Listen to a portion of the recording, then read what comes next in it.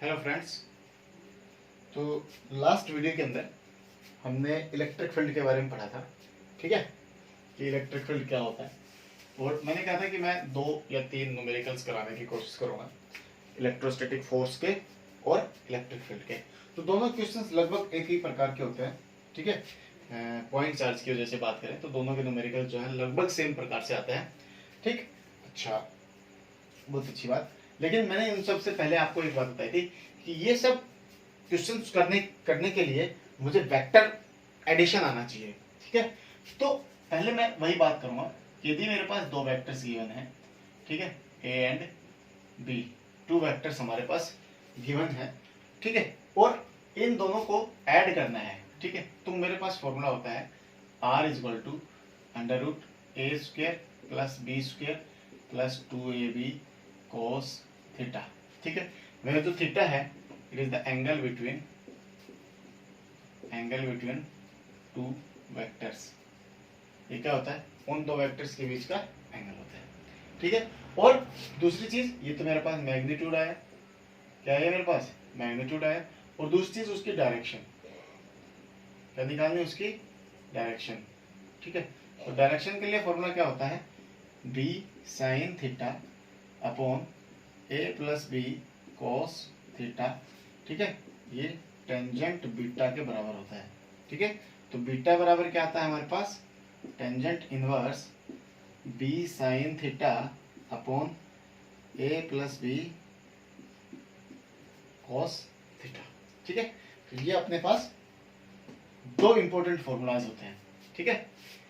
r is equal to under root A square plus B square plus 2ab cos theta and beta is equal to tangent inverse b sin theta upon a plus b cos theta, ठीक है। ये basic formulas हैं, ठीक है। ये वैसे rule क्या है?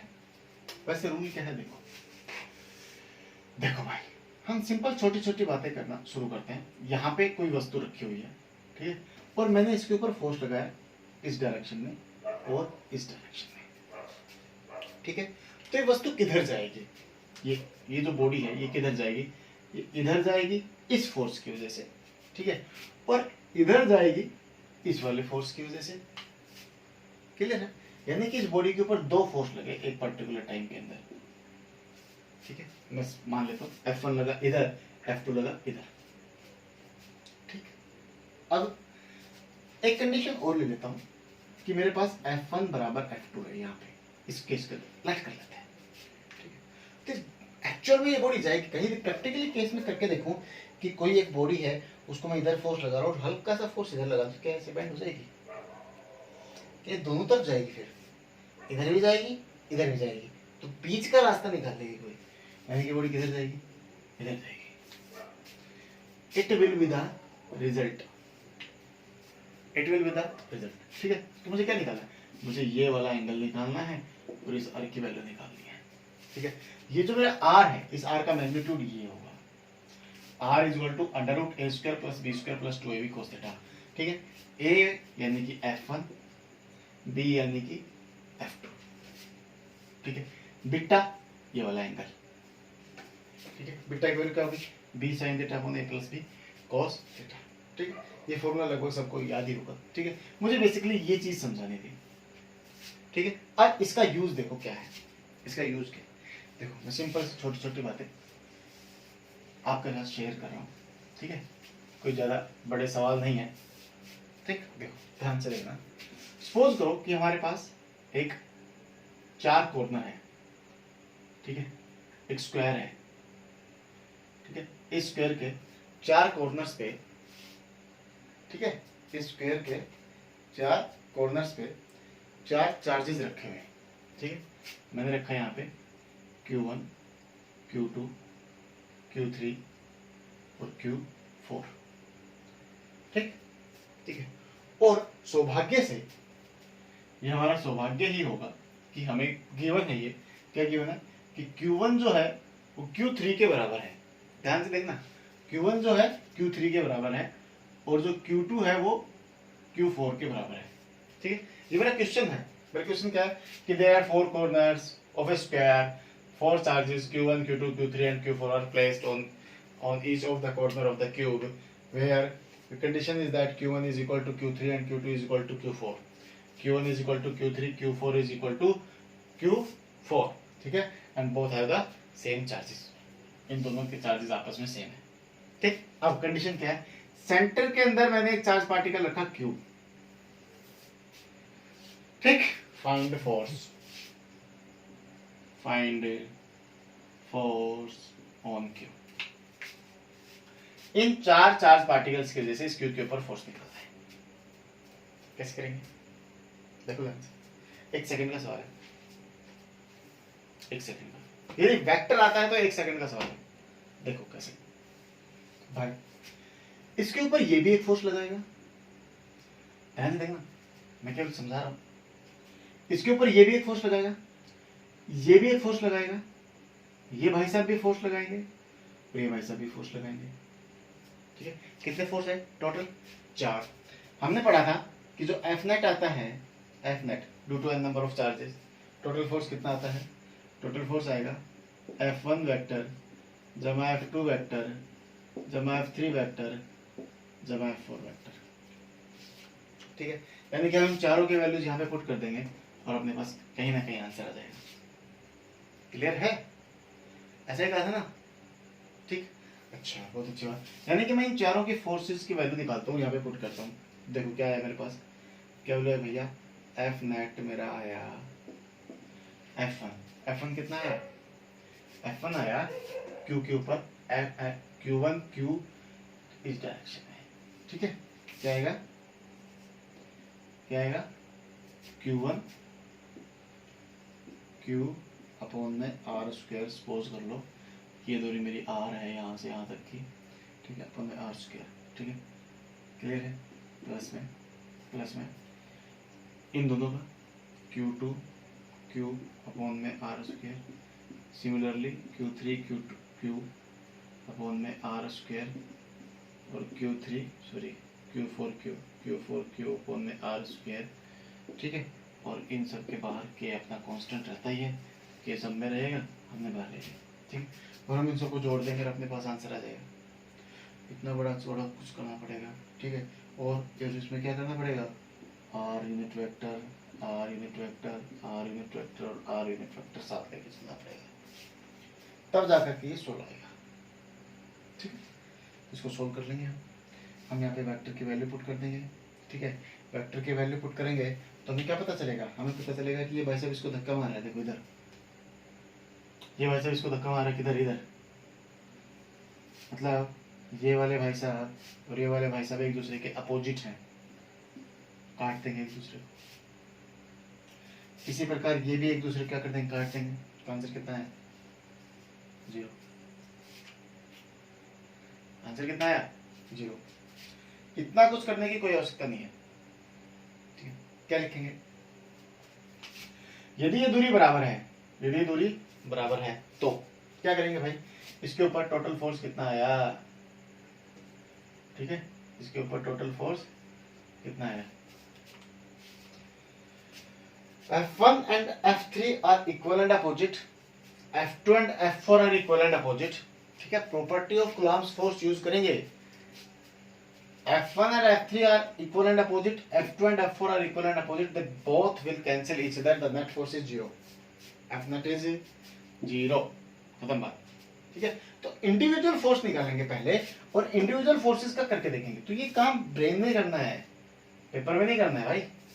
इतना टाइम नहीं होता पेपर में. ध्यान रखना कि काम किसमें करना है? ब्रेन में. ठीक है, सीबीएसई के बोर्ड में इस प्रकार क्वेश्चन नहीं आएंगे. ठीक है ना? ये बात समझ रहे हो? अच्छा, एक सवाल और देखो, इसी प्रकार का एक सवाल. ठीक है, क्या करेंगे कि मान लो क्या मैंने बीच में एक चार्ज रख दिया. वही सेम प्रोसेस है, सेम. ठीक है, बीच में एक चार्ज रख दिया, यहाँ पे Q चार्ज रखा हुआ है. ठीक है, अब मेरे पास 5 चार्जेस हैं, Q1 Q2 Q3 Q4 और Q5 और यहाँ पे Q, और सारे बराबर है. Q1 बराबर है Q2 के बराबर, Q3 के बराबर, Q4 के बराबर है, Q5 के. और बराबर है, सपोज कर लो क्यू, बड़ा वाला फोर्स निकालो क्यू के ऊपर।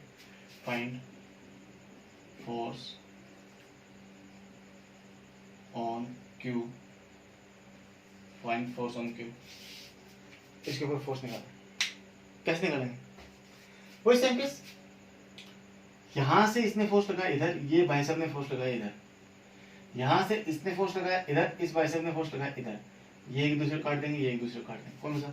ये वाला बाइसेप बचा, इधर फोर्स लगाया। तो फोर्स कितना है? एफ नेट बराबर आया F1 वेक्टर जमा F2 वेक्टर जमा F3 वेक्टर, लिखेंगे जमा F4 वेक्टर जमा F5 वेक्टर। इसने इसको कैंसिल कर दिया, इसने इसको कैंसिल कर दिया, ठीक है। क्या बचा? F नेट बराबर आया F5। F5 किधर है? नीचे की तरफ है, K Q Q अपॉन, क्योंकि सारे वैल्यूज के Q है ना, अपॉन में R नहीं आएगा।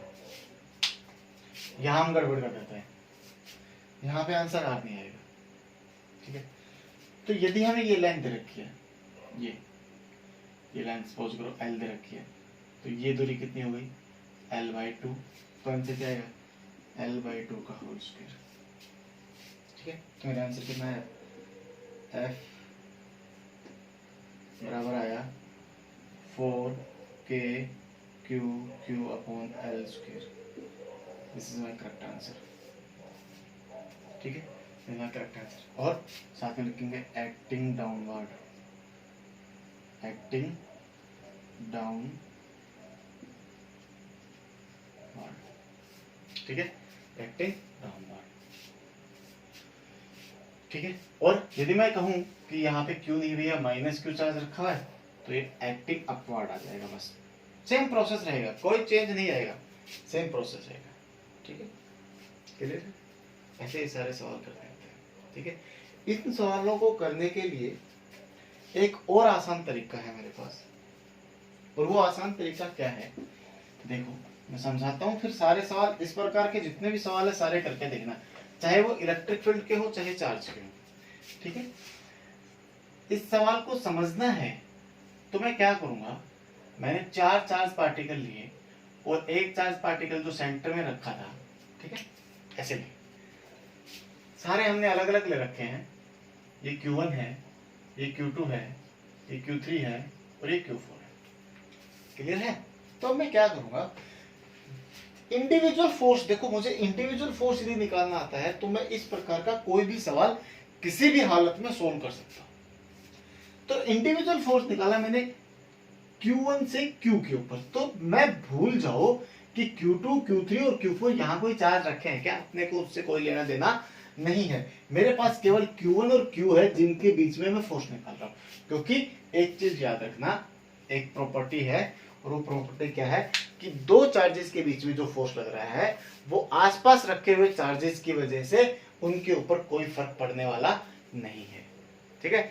मतलब क्या हुआ कि इन दोनों के बीच में जो फोर्स है that is independent from the other charges या प्रेजेंस ऑफ अदर चार्जेस, इनके प्रेजेंट होने से या ना होने से इन दोनों के बीच में लगे हुए फोर्स के ऊपर कोई फर्क पड़ने वाला नहीं है। हाँ, total force will be different, total force will be different, but F1 will be same, F1 will be same। मेरी बात ध्यान से समझना, दो अलग अलग बातें हैं। इस Q के ऊपर लगा हुआ टोटल फोर्स चेंज होगा या नहीं होगा, ये दूसरे चार्जेस की वैल्यू के ऊपर डिपेंड करता है, लेकिन जो F1 है इन दोनों के बीच में लगता हुआ फोर्स वो सेम रहेगा। वो क्या रहेगा? सेम रहेगा। इसके ऊपर कोई फर्क नहीं पड़ेगा, इनके ऊपर तो फर्क पड़ना ही पड़ना है, ठीक है। तो मैं क्या करूंगा, मुझे पहले डायरेक्शन निकालनी आनी चाहिए। सबसे पहले मैं डायरेक्शन निकालूंगा, मैग्नीट्यूड बाद में निकालेंगे। डायरेक्शन निकालने के लिए क्या किया कि ये दोनों चार्जेस सेम है, एक दूसरे को क्या करेंगे, रिपेल करेंगे। रिपेल करेंगे तो भैया इन दोनों का फोर्स निकाला तो फोर्स है इधर इधर, ठीक है। फिर मैंने इन दोनों का निकाला Q2 और Q का, तो इनका इधर आया, रिपेल करेंगे। फिर मैंने इनका निकाला तो किधर आया, इधर आया, ठीक है, क्लियर है। फिर मैंने इनका निकाला तो इनका इधर आया, कुछ नहीं करना, केवल इंडिविजुअल फोर्सेस की डायरेक्शन निकालो। इंडिविजुअल फोर्सेस की डायरेक्शन निकाली तो Q1 Q के ऊपर जो फोर्स लगा रहा था वो Q3 की तरफ था। Q3 Q1 के ऊपर जो फोर्स लगा रहा था वो Q1 की तरफ था, यानी कि दोनों एक दूसरे क्या हो गए, अपोजिट हो गए। ठीक है, ये भी Q2 जो Q के ऊपर फोर्स लगा रहा था Q4 की तरफ, Q4 Q के ऊपर जो फोर्स लगा रहा था वो किधर लगा रहा था, Q2 की तरफ। ठीक है, अब क्या है मेरे पास, अब देखो इन दोनों के बीच में एंगल 90 डिग्री का है सबके बीच में, यदि तरीके से करना चाहे तो। ठीक है, तो हम इन दोनों को जोड़ भी सकते हैं, घटा भी सकते हैं, कैसे भी कर सकते हैं। ठीक है, देखो इन दोनों का रिजल्ट, ऊपर वालों का रिजल्ट किधर आएगा, ऊपर की तरफ, और इन दोनों का रिजल्ट किधर आएगा, नीचे की तरफ। ठीक है, in that particular case Q1 Q2 Q3 Q4 are same, तो ये आएगा। अब ये दोनों एक दूसरे की तरफ क्या गए, अपोजिट, हाँ जीरो, दैट फॉर जीरो। क्या करें, एक ऊपर जा रहा है एक नीचे जा रहा है। देखो मैंने क्या किया, F1 और F2 का रिजल्टेंट निकाला, किधर आया, ऊपर आया। सपोज कर लो दिस इज माय R1। ठीक है, अच्छा F3 और F4 का रिजल्टेंट किधर आया, नीचे की तरफ आया, R2। ठीक है, और नेट रिजल्टेंट कितना आएगा, R is equal to under root R1 square जमा R2 स्क्वायर जमा 2 R1 R2 cos थीटा, ऐसे करके निकालेंगे तो R मेरा कितना आएगा, 0। क्यों, क्योंकि R1 ऊपर है R2 नीचे, बोथ अपोजिट एंड इक्वल। ठीक, एक तरीका। दूसरा तरीका R1 R2 यदि और शॉर्टकट करना है तो मैं क्या करूंगा, मुझे तो यहीं पे ही दिख रहा है कि F1 ऊपर और F3 इधर है, F3 इधर F1 ऊपर, एक दूसरे क्या कर रहे हैं, खत्म कर रहे हैं। F2 ऊपर है F4 नीचे है, दोनों एक दूसरे क्या करें, खत्म करें, खत्म। नेट फोर्स कितना आ गया, F नेट कितना आ गया, 0। F नेट कितना आ गया, 0। बशर्ते इन चार्जेस की वैल्यू सेम होनी चाहिए। इन चार्जेस की वैल्यू सेम नहीं है तो Q1 Q3 और Q2 Q4 की वैल्यू सेम होनी चाहिए। इन दोनों की वैल्यू सेम हो, इन दोनों की वैल्यू सेम तो भी कम से जाएगा। ठीक है, तो क्या होना चाहिए, होना ये चाहिए कि मुझे डायरेक्शन आनी चाहिए निकालनी बेसिकली, और यदि मुझे डायरेक्शन पता है ना तो ये 1 सेकंड के अंदर मैं इस सवाल का आंसर दे सकता हूँ। इसका आंसर क्या आएगा, मैग्नीट्यूड तो बाद, मैग्नीट्यूड पे करना क्या है, मैग्नीट्यूड में रटा रटा फॉर्मूला के Q1 Q2 अपॉन में R स्क्वायर लिख दूंगा मैं, फोर्स के बराबर कोई भी। तो ऐसे पेपर में सवाल ये नहीं आएगा कि यहाँ पे एक चार्ज पार्टिकल रखा हुआ है Q1, दूसरा चार्ज पार्टिकल रखा हुआ है यहाँ पे जो चार्ज पार्टिकल रखा हुआ है Q2, Q1 की वैल्यू 1 माइक्रोकूलम है, इसकी वैल्यू 2 माइक्रोकूलम है। ठीक है, इन दोनों के बीच में 20 सेंटीमीटर की दूरी है, बताओ मुझे फोर्स कितना हुआ। ठीक है, 8वीं क्लास का फोर्स, ये तो 8वीं क्लास का हुआ ना सवाल, ये थोड़ा पेपर में आएगा, ये आएगा पेपर में। और ये जो है ये 5वीं क्लास का सवाल है, बशर्ते आपको क्या आना चाहिए, आपको वेक्टर आना चाहिए, वेक्टर सोल्व कैसे होता है। ठीक है, यदि आपको ये आता है तो ये 5वीं क्लास का सवाल है, और यदि आपको ये नहीं आता तो ये 12वीं क्लास का सवाल है। मेरी बात समझ में आई। ठीक है, मैं एक सवाल देता हूं आपको, ठीक है, वैल्यूज देता हूं उसमें, आप उसको करके देखना और उसका आंसर कमेंट बॉक्स में लिखना, और यदि नहीं आता है, यदि सोल्व नहीं होता है तो भी कमेंट बॉक्स में लिखना, मैं उसको सोल्व करके कमेंट बॉक्स में डाल दूंगा।